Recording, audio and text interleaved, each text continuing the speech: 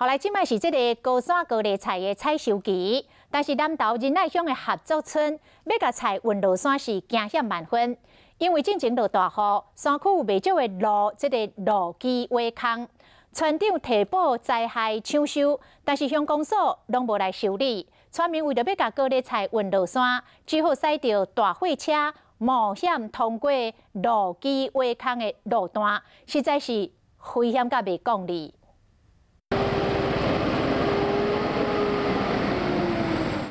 在高丽菜货车通过这个看起来真危险的路，驾驶真小心，你驶就惊讲这款路驶到一半，路面嘛会放弃。这是仁爱乡合作村争取连外道路，进前因为大雨，这个路基拢扣不了去啊。不过大家唔惊危险，驶车过去，正是因为即马是高丽菜的采收期，为了过三顿，村民不得不将这菜载出去。司机都是在冒着生命在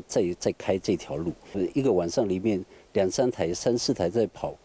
我们能够睡得着吗？仁爱乡合作村的村长早伫6月份就陆续提报灾害抢修，因为到即马乡公所拢无来修理，大家只好冒险通过危险的路段。2000多万哦，那已经核到县府，那公所这边也是等待县府核定函下来哈，那我们就会立即